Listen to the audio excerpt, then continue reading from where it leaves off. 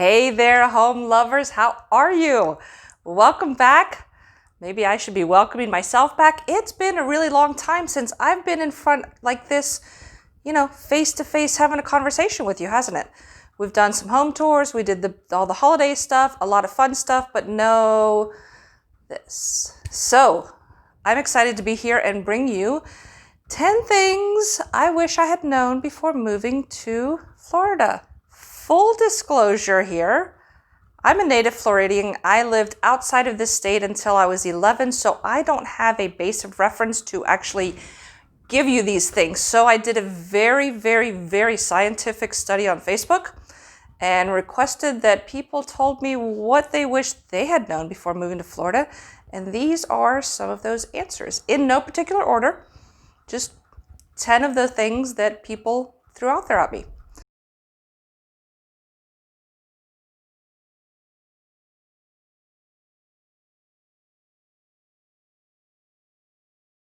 Tourists.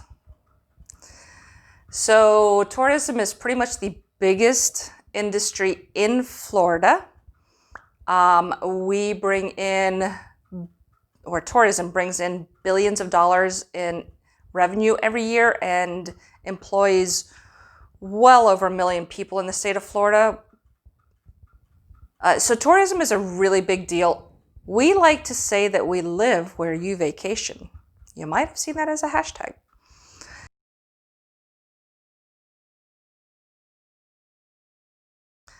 The traffic. So it's really, really funny to me when I hear people from out of state who have moved here say, Florida drivers are so awful. All right, y'all. There are 900, almost 1,000 people a day moving to the state of Florida. And y'all are bringing all of your driving skills from elsewhere into our state. And that means like no turn signals. We got people, it's a joke in Florida that if you're in Florida because you're passing people on the right, because for some people, for some reason, everyone hangs out in the left-hand lane that's supposed to be the fast lane. And then they cut across the entire freeway, interstate, to get off like at the last minute, like, oh, oops, there's my exit. And yeah, that said, welcome to Florida. Please check your driving skills at the door and learn how to drive in the rain and use turn signals and go in the right-hand lane.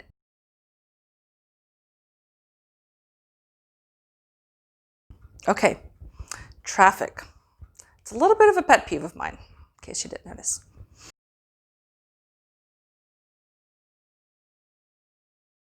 People wish they had known about mosquitoes before moving to Florida. I think they meant that they wish they had known there was such a bad mosquito problem before moving to Florida. Mosquitoes live here probably year-round. We have to have a couple of really, really cold days in winter to kill off the mosquito larvae. And with it, and if they don't come like once a week, then the mosquitoes just come back in the middle of December or in the middle of January or whatever. It doesn't take very long for mosquitoes to come out and lay some eggs and those eggs to hatch, and off you go with more mosquitoes. But yeah, when you're out watching a sunset and it's not windy, you're going to get eaten alive by mosquitoes. If you're out in the summer and you're barbecuing, you're probably going to have a mosquito problem. We're a subtropical and tropical state. Mosquitoes live in those environments. Oh, what? Along the same lines as mosquitoes,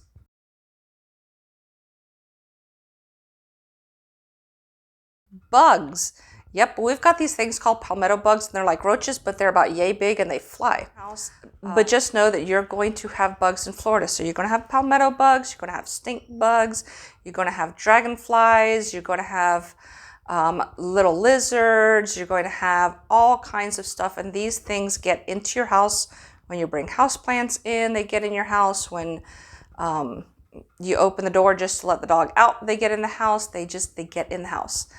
There are bugs in Florida. Again, subtropical, tropical climate. It happens. This one was interesting for me.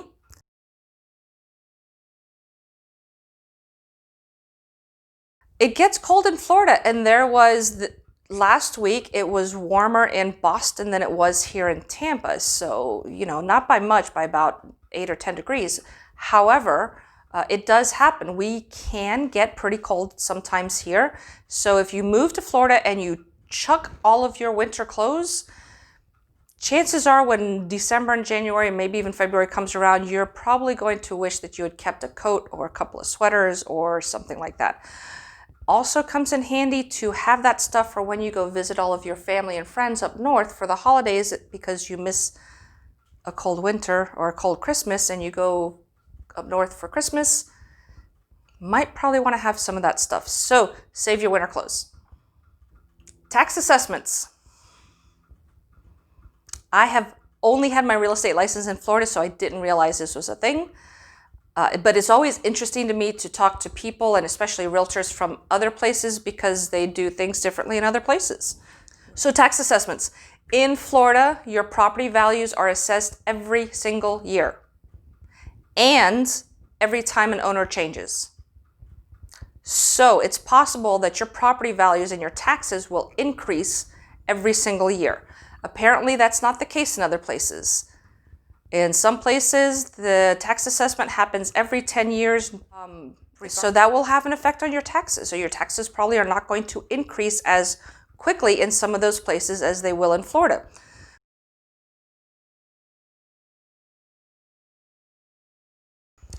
Car insurance costs.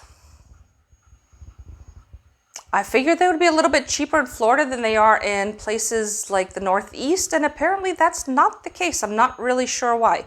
Car insurance in Florida is significantly more expensive than places like Wisconsin, Minnesota, Montana. I think that's to be expected because a lot of times it's based on the population, if it's an urban center or a rural location that you're living in.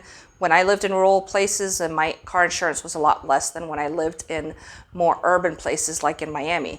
Has to do with crime rate also, but you're probably going to want to get some kind of estimate of what your car insurance will be in Florida, because it could be significantly higher than what you're currently paying depending on where you're moving from. And even if you're moving from the Northeast, one of the girls who chimed in moved from Connecticut, and her home insurance and car insurance costs were both higher than they were in Connecticut. Don't know why, but I find that very interesting. One would think that a more congested place like Connecticut would have higher car insurance rates, but apparently not. So, something you're probably going to want to look into.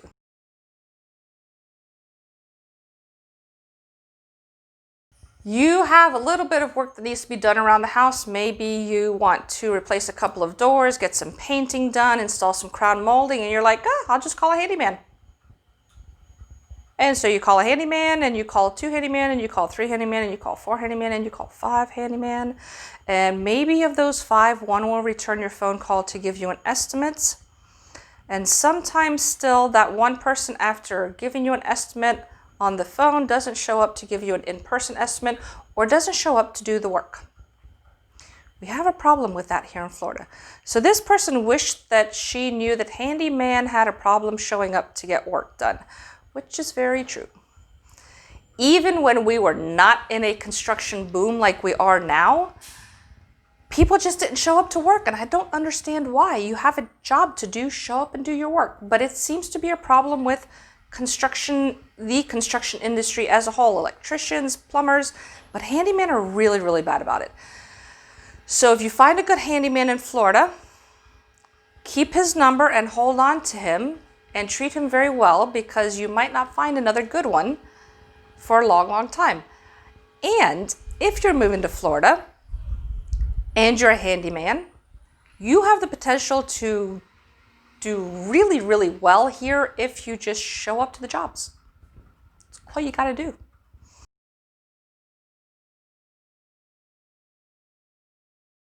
The weather, the heat specifically. Someone wished she had known that it stays really hot well into October, and it does. It really does. The hottest parts of the year are going to be July, August, September. That's when you open the door at 8 a.m. and you're like, whew.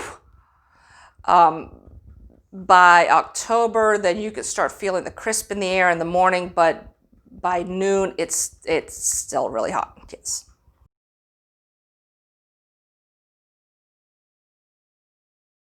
thought y'all had sand spurs pretty much everywhere. So sand spurs are those little pod grass seed thingies that are about yay big, and they have little spiky all over. And they hurt. They hurt a lot. And once they get established, then they just spread everywhere. So a lot of Florida is a sandy soil, and they thrive in that kind of a soil. So it's expected that we're going to have those kinds of plants here. There we go.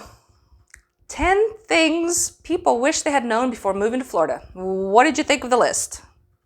Anything on there scare you away from moving to Florida? I've got more. I'll do a part 2 of this, but for now, that's what we've got.